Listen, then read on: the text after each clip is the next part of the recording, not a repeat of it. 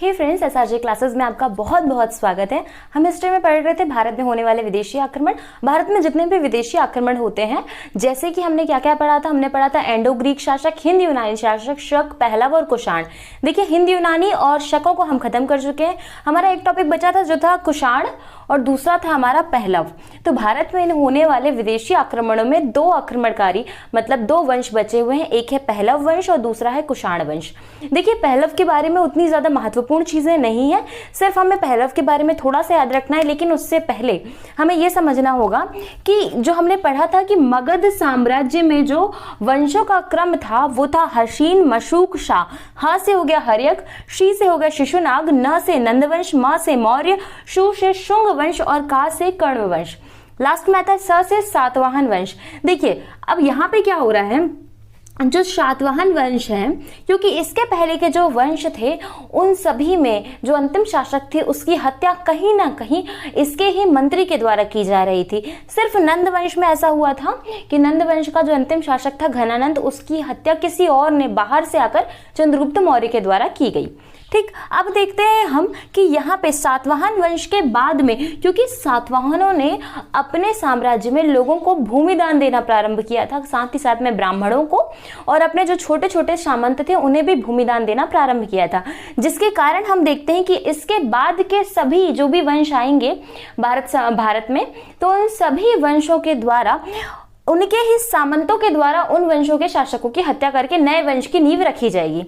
ठीक, अब बात करते हैं कि आईएसपी के मतलब हिंद यूनानी एंडो ग्रीक शासक, शक, पहलव और कुषाण, ये कब आते हैं? तो ये देखा था हमने शुंग के पहले ये जो है अब विदेशी आक्रमण भारत पर होते हैं। जब शुंग वंश के पहले ये विदेशी आक्रमण भारत पर हो रहे हैं तो इसका मतलब यह है कि शुंग, कण्व, सातवाहन और एंडो ग्रीक, शक, पहलव और कुषाण ये लाइन से चल रहे हैं।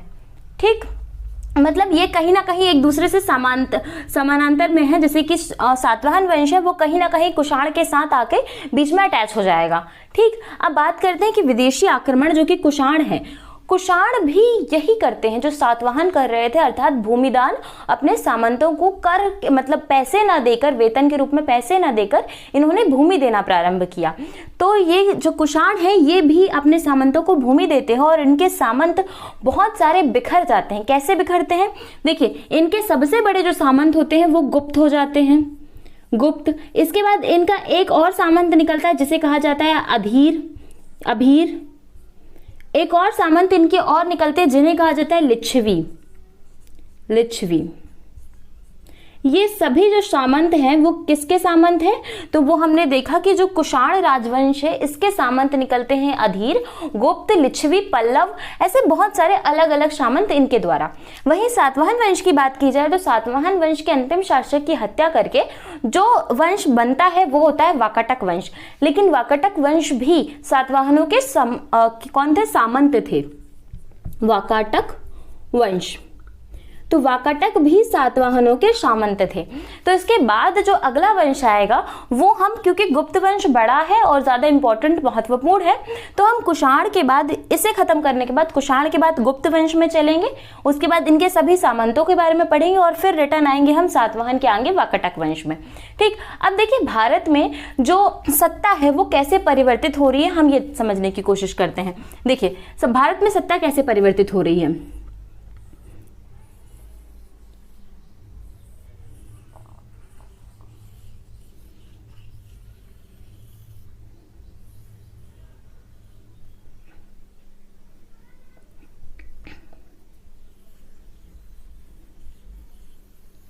देखिए, ये भारत के मैप में अगर हम देखें तो सबसे पहले मगध में था ये साम्राज्य।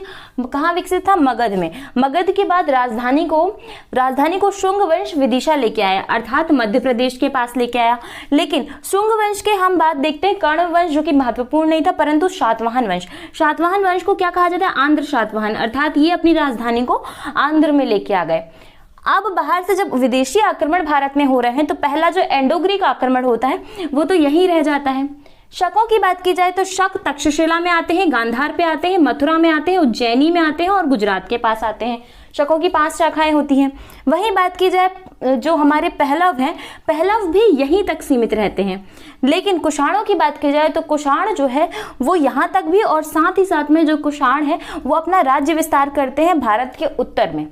साथ ही साथ में जब कुषाणों के और महान शासक आते हैं जिनका नाम होता है समुद्रगुप्त, चंद्रगुप्त सेकंड, जब ये बड़े बड़े शासक आते हैं तो ये दक्षिण भारत में भी अपने राज्य का विस्तार करते हैं। तो यहाँ तक की बातें समझ में आई कि हमें किस चीज से कैसे लेके चलना है। ठीक, अब हम बात करते हैं भारत में होने वाले विदेशी आक्रमणों की। पहली बात की जाए तो पहला जो आक्रमण हमने पढ़ा था इंडो ग्रीक, उसके बाद पढ़ा शक, फिर पढ़ रहे हैं हम पहलव। देखिए पहलव जो शासक थे उनके बारे में जब हम पढ़ते हैं तो पहलव कहाँ से आए थे, तो सबसे पहली बात कि पहलव जो थे वो ईरान से भारत में आए थे। पहलव कहाँ से आए थे, तो ईरान से भारत में आए थे। ये मध्य एशिया के नीचे वाला जो क्षेत्र है वहां से भारत में आए थे। साथ ही साथ में इन्होंने अपनी राजधानी कहाँ को बनाया, तो इनकी जो राजधानी थी वो थी तक्षशिला। इसका जो सबसे ज्यादा महत्वपूर्ण शासक रहा है वो रहा है गोंडोफर्निस। और वहीं इस वंश की स्थापना किसके द्वारा की गई, तो इस वंश की स्थापना मिथोडेटस के द्वारा की गई। मिथोडेटस के द्वारा इस वंश की स्थापना की गई।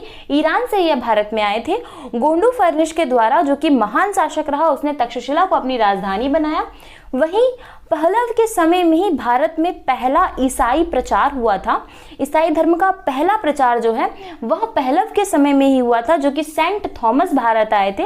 और भारत जब सेंट थॉमस आए तो इन्होंने ईसाई धर्म का बहुत ज्यादा प्रचार किया। साथ ही ये तमिलनाडु चले गए और तमिलनाडु में इनकी हत्या कर दी गई। ठीक, पहला वंश में हमको ये महत्वपूर्ण याद रखना है कि इसकी स्थापना किसके द्वारा, तो मिथोडेटस के द्वारा इसकी स्थापना की गई। ईरान से ये भारत में आए थे। प्रमुख शासक गोंडोफर्निस था जिसने अपनी राजधानी तक्षशिला को बनाया। सेंट थॉमस इसी समय में भारत आए थे। पहलव के बारे में सिर्फ इतना। अब बात करते हैं हम कुषाण वंश की। देखिए कुषाण राजवंश की जब बात की जाए तो हमने पढ़ा था कि इंडो ग्रीक और शक दोनों को ही मध्य एशिया से एक यूची कबीला था जिसने भगा दिया था मार कूट के कि नहीं यहाँ तो रहने की जगह नहीं है बिल्कुल भी, वहां से यूची कबीला ने भगाया। लेकिन यूची कबीले की भी एक शाखा जो है वो भारत में आ गई थी उनके पीछे पीछे कि जाल कहाँ रहे ये तो देखें करके। तो जब यूची कबीले की एक शाखा भारत में आई वही शाखा कुषाण कहलाई। ठीक, तो कुषाण कहाँ से आए थे, तो मध्य एशिया से आए थे। साथ ही साथ में कौन सा कबीला था, तो यूची कबीला था। कुषाण वंश की स्थापना किसके द्वारा की गई, तो कुषाण वंश की स्थापना कुजुल कड़फिशेष के द्वारा की गई। लेकिन क्योंकि हमने पढ़ा कि जो कुजुल कड़फिशेष हैं इनके द्वारा स्थापना तो की गई परंतु इन्होंने कुछ ऐसा इंपॉर्टेंट काम नहीं किया, कुछ ऐसा महत्वपूर्ण बड़ा काम नहीं किया। और इसके बाद एक और शासक आते हैं जिनका नाम होता है विम कड़फिशेष। तो विम कड़फिशेष के द्वारा इस वंश की वास्तविक स्थापना की गई।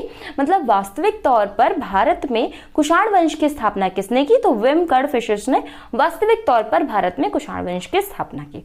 ठीक, अब हम बात करेंगे कि कुषाण वंश का जो सबसे महत्वपूर्ण शासक है वो है कनिष्क। कनिष्क के बारे में देखते हैं। देखिए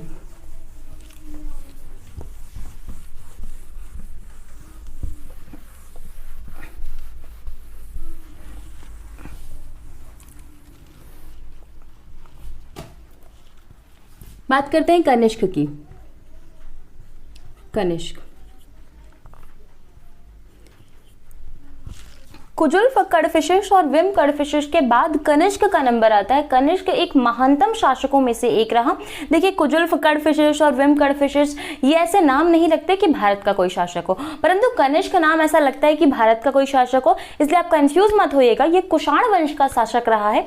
जब कनिष्क की बात करें तो 78 ईस्वी में इसने अपना राज्याभिषेक करवाया। कनिष्क का राज्याभिषेक 78 ईस्वी में हुआ और इसी समय में इसने जो था वह कुषाण संवत की स्थापना की। मतलब कुषाण संवत जो था उसको प्रारंभ किया। कुषाण संवत जब इसने कनिष्क ने प्रारंभ किया तो उस संवत को शकों ने चुरा लिया और ये कहा कि ये शक संवत है। देखिए ऐसा कहा जाता है ना कि झूठ भी अगर तरीके से बार बार बोला जाए तो वो सच लगने लगता है। मतलब इन्होंने इतनी बार कहा कि ये शक संवत है कि हम यही पढ़ते हैं कि कनिष्क के द्वारा शक संवत जो है वो जारी किया गया था 78 ईस्वी में, शक संवत। लेकिन शक संवत कनिष्क क्यों जारी करेगा जब वो कुषाण वंश का शासक था, तो ये बात दिमाग में आती है ना। तो हमें ये याद रखना है कि शक संवत किसने जारी किया, कनिष्क ने, लेकिन ये सिर्फ बोलने के लिए, जब किताबों में पूछा जाए तो आपको यही लिखना पड़ेगा कि शक संवत किसने जारी किया, तो कनिष्क ने। अच्छा, अब हम देखते हैं कि इसके अलावा और क्या चीजें हुई थी। तो कनिष्क के दरबार में कौन कौन से जो महान लोग रहे हैं उनके बारे में बात करते हैं। तो पहले सबसे ज्यादा महान जो इंसान रहा वो रहा है नागार्जुन, दूसरे रहे अश्वघोष, तीसरे रहे हैं चरक।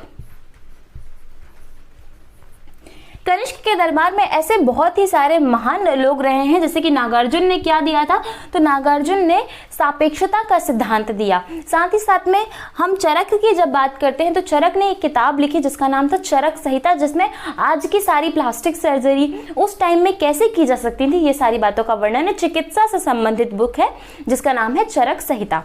कनिष्क के बारे में अगर हम और चीजें देखें तो कनिष्क जो है उन्होंने पाटलिपुत्र गए थे और वहां से बुद्ध का भिक्षा पात्र कनिष्क अपने साथ लेके आए। सर्वाधिक शुद्ध सोने के सिक्के जो हैं वो कनिष्क ने चलाए। तो सर्वाधिक शुद्ध सोने के सिक्के किसके द्वारा चलाए गए, तो कनिष्क के द्वारा सर्वाधिक शुद्ध सोने के सिक्के चलाए गए। साथ ही साथ में वसुमित्र भी इनके दरबार में थे। वसुमित्र किसके दरबार में थे, तो वसुमित्र भी कनिष्क के दरबार में थे।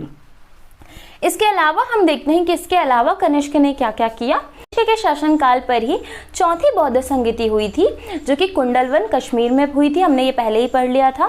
इसके साथ ही साथ में हम देखते हैं कि कनिष्क ने अपनी राजधानी पेशावर को बनाया। कनिष्क ने अपनी राजधानी किसको, पेशावर को बनाया।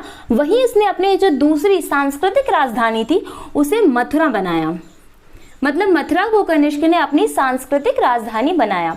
साथ ही साथ में और क्या चीजें कनिष्क के लिए महत्वपूर्ण हो जाती है। जब कनिष्क की बात की जाए तो कनिष्क ने चीन के सिल्क रूट पर अधिकार कर लिया था। मतलब चाइना का जो सिल्क या रेशम मार्ग जो था उस मार्ग पर कनिष्क ने अपना पूरा अधिकार कर लिया था। इस प्रकार से हम देखते हैं कि कुषाण वंश पूरा खत्म हो गया। तो कुषाण वंश के बारे में महत्वपूर्ण प्रमुख शासक कुजुल कड़फिशेष जो कि संस्थापक रहे, फिर विम कड़फिशेष जो है वास्तविक संस्थापक, फिर आ जाता है कनिष्क। अब इसके बाद जो हम देखते हैं कि कनिष्क जब समाप्त होते हैं तो कनिष्क के बाद बहुत सारे अयोग्य शासक इस वंश पर भी आए, लेकिन इनके अनेक सामंतों का उदय हुआ क्योंकि ये भूमि दान करते थे और वेतन न देकर लोगों को भूमि देना ज्यादा प्रेफर करते थे। तो इनके सामंतों के द्वारा इस वंश की हत्या कर दी गई और नए वंश का उदय हुआ। और जो उदय है वो कहाँ से होगा, तो सिंपल सी बात है, क्योंकि ये सारे वंश जो है अब दक्षिण की ओर जा रहे थे तो उत्तर का भाग पूरा खाली था। इस वजह से उत्तर के क्षेत्र में नए वंशों का उदय देखने के लिए मिलता है। अब नेक्स्ट वीडियो में हम